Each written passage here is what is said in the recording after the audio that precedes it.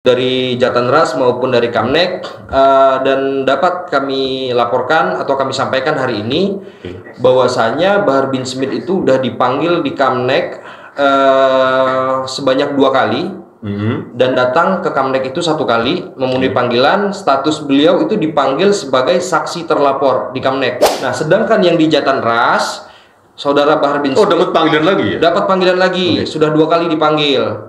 Itu sudah menghadiri 1 panggilan, sebagaimana bisa dibaca nanti di beberapa berita-berita yang bersebar. Saya juga udah baca beritanya bahwasanya saudara Bahar bin Smith telah menghadiri panggilan dari Jatanras, itu dipanggil sebagai terlapor.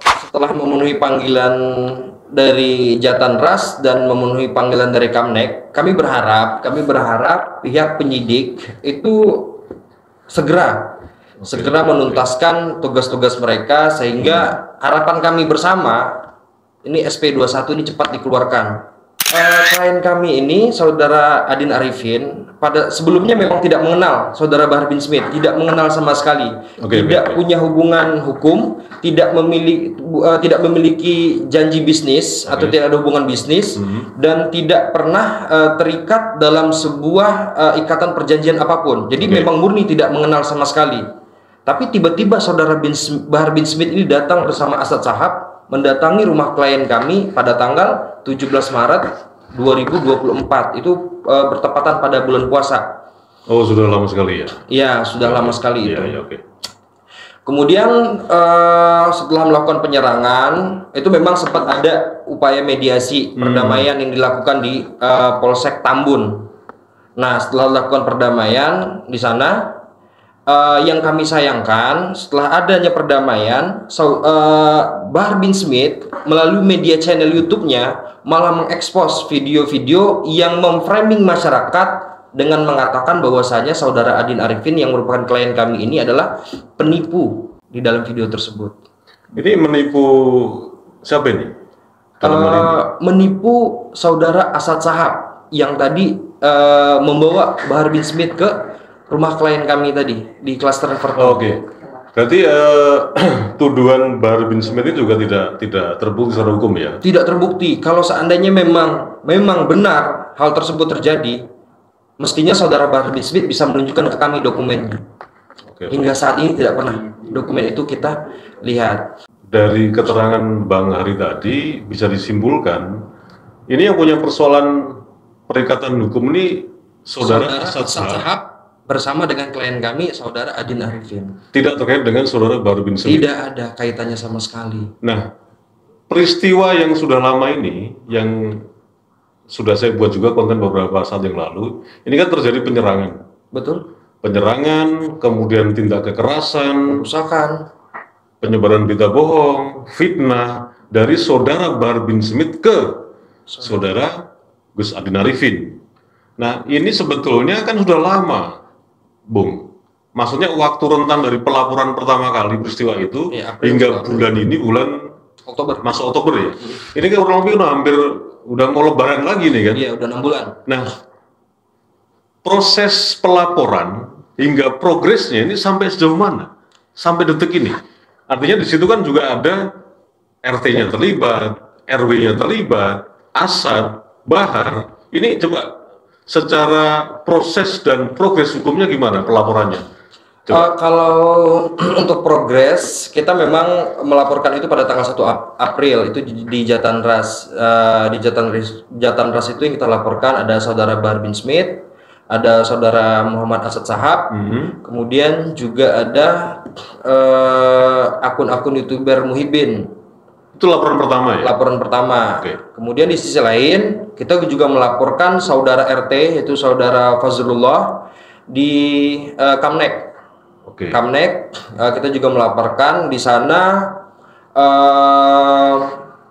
ya namanya kita kuasa hukum, terus memonitoring bagaimana prosesnya. Kita minta terus SP2HP kepada pihak kepolisian, baik itu dari Jatanras maupun dari Kamnek, dan dapat kami laporkan atau kami sampaikan hari ini bahwasanya Bahar bin Smith itu sudah dipanggil di Kamnek sebanyak 2 kali dan datang ke Kamnek itu 1 kali, memenuhi panggilan. Status beliau itu dipanggil sebagai saksi terlapor di Kamnek. Oh, Saudara Bahar bin Smith progresnya sudah dari pelaporan pertama itu sudah dipanggil oleh Kamnek sebagai Polda Metro Jaya sebagai saksi terlapor. Sedangkan yang terlapornya adalah Saudara Fazrullah, itu ketua RT-nya. Oke. Nah, sedangkan yang di Jatanras, Saudara Bahar bin Smith dapat panggilan lagi ya? Dapat panggilan lagi. Sudah 2 kali dipanggil. Itu udah menghadiri 1 panggilan, sebagaimana bisa dibaca nanti di beberapa berita-berita yang bersebar. Saya juga udah baca beritanya bahwasanya Saudara Bahar bin Smith telah menghadiri panggilan dari Jatanras itu, dipanggil sebagai terlapor. Oh, jadi sampai hari ini Saudara Bahar bin Smith sudah memenuhi panggilan Divisi Jatanras Polda Metro Jaya sebagai terlapor. Oh, sebagai terlapor. Oke. Gimana dengan Asad Sahab? Asad Sahab juga sudah dipanggil sebagai terlapor, dan juga beberapa saksi dari pihak kami, pelapor juga udah dipanggil. Artinya dari SP2AP, berangkat dari SP2AP yang telah kita minta dari pihak kepolisian, kita udah bisa melihat progresnya sampai mana di sana. Emang terkesan lama, cuman lagi-lagi seperti ini. Kami pengen berpesan kepada masyarakat bahwasanya proses pelaporan itu tidak serta-merta dapat berjalan lancar sesuai dengan keinginan masyarakat. Ini butuh proses yang teliti dan jeli gitu. Ya, biasanya masyarakat kan cuman pokoknya maunya kan pada intinya saja. Betul. Tapi tidak memahami bagaimana proses dan progresnya di Polda Metro Jaya ketika kita melaporkan ya, entah sebagai korban atau apalah gitu ya. Oke, terus lanjut Bung. Setelah memenuhi panggilan dari Jatanras dan memenuhi panggilan dari Kamnek, kami berharap pihak penyidik itu segera menuntaskan tugas-tugas mereka, sehingga harapan kami bersama ini SP21 ini cepat dikeluarkan. Oke, tapi sebentar. Ini kan kalau kita lihat ya di beberapa media sosial, ini terkait kasus penyerangan, penyebaran fitnah, penyebaran berita bohong, kekerasan di kediaman Gus Adi Narifin ini kan, Bahar bin Smith sendiri itu kan selalu keluar bahwa dia itu kebal terhadap hukum, dan dalam tanda petik diduga dia bisa mensedo pihak kepolisian ini kok arogan sekali. Terus sekarang sudah menjadi terlapor di Jatanras. Menurut jenengan sebagai kuasa hukum dari Gus Adi Narifin, seperti apa melihat cara hukumnya nih, Gus? Dalam pandangan kami, boleh, enggak apa. Tidak satupun ada warga negara Indonesia. Oke, makasih, Mas. Lanjut. Baik, tidak ada satupun warga Indonesia yang kebal terhadap hukum. Kenapa? Karena panglima tertinggi yang ada di Indonesia ini hukum. Jadi kalau pengen mengecilkan hukum, pengen mengecilkan aparatur penegak hukum, itu adalah sebuah kesalahan yang sangat fatal. Sampai saya mendengar beberapa narasi di dalam video ketika penyerangan atau persekusi tersebut, itu penjara ada di bawah kaki saya. Ya, insya Allah akan kami upayakan untuk menempatkan penjara di bawah kaki beliau. Ini pembelajaran juga bagi masyarakat secara umum, bahwasanya melakukan persekusi terhadap orang lain itu adalah perbuatan yang dilarang, dan itu perbuatan melawan hukum. Itu tidak dibenarkan oleh negara. Oke. Jadi kesimpulannya di sini, pertama itu ya, ini mungkin nanti lebih jauh lagi akan dibahas, bahwa ternyata Saudara Bahar bin Smith ini tidak pernah punya perikatan hukum. Betul. Tidak pernah mengenal, dan apalagi sebagai kekerabatan dengan Gus Adi Narifin. Betul, tidak ada azas koneksitas sama sekali. Dapat kami pastikan itu.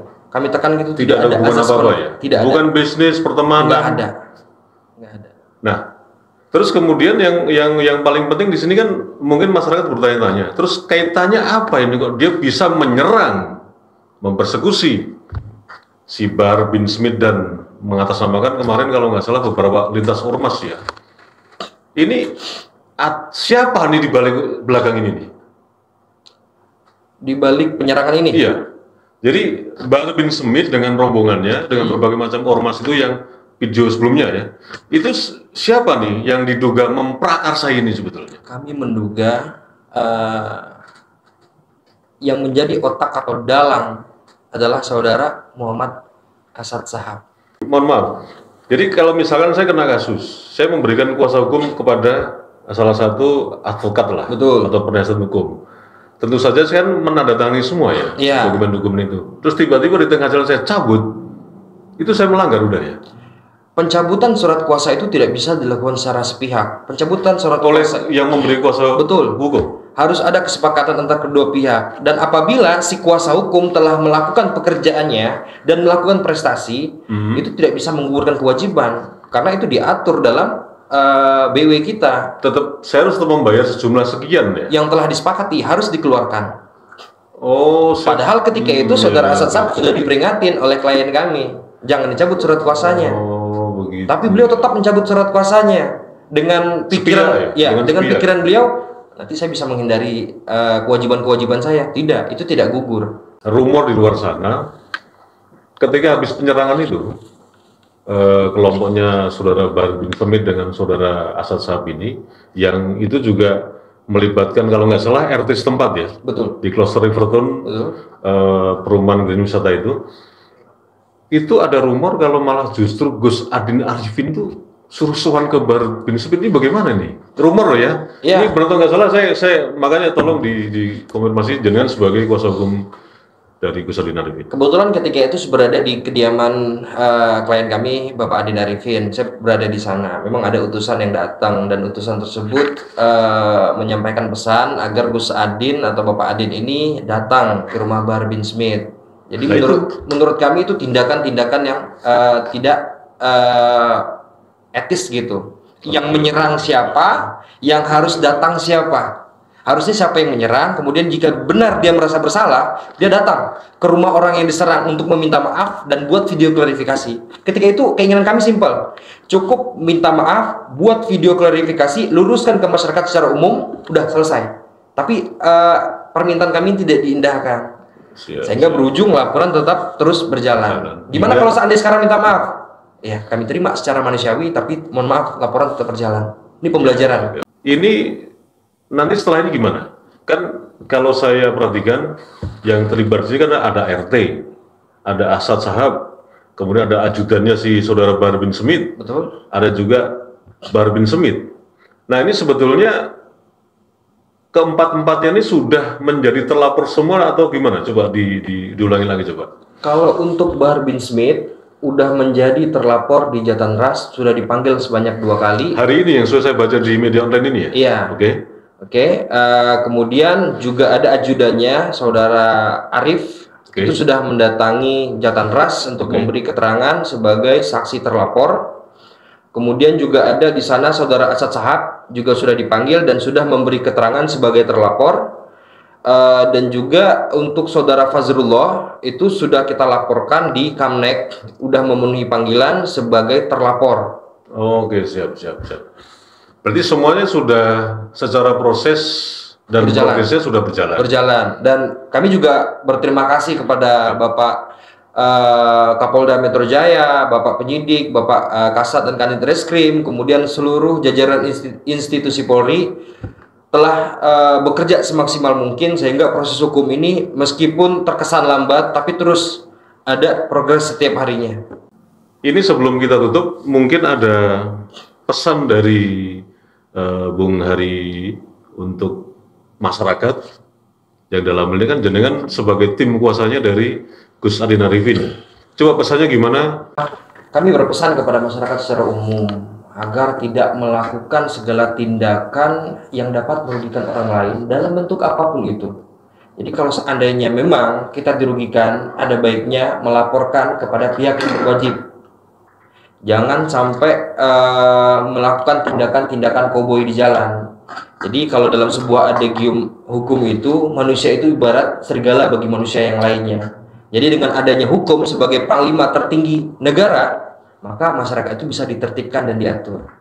Oke. Baik, Bung Hari, saya kira pemirsa semua sudah bisa memahami informasi update hari ini dari perjalanan proses dan progres pelaporan dari tim kuasa hukum Gus Adin Arifin, kasus yang sudah kita tahu bersama, bagaimana saudara Bahar bin Smith sudah melakukan tindakan kekerasan, tindakan penyebaran berita bohong, tindakan fitnah yang ditujukan kepada Gus Adi Narifin, dan sudah mulai ada hasilnya. Dan terima kasih juga Bung Hari atas kedatangan. Ini ala kadarnya aja lah. Baik-baik, sama-sama. Monggo diminum dulu. Cek. Nah, kita akhiri saja. Wassalamualaikum warahmatullahi wabarakatuh. Waalaikumsalam warahmatullahi wabarakatuh.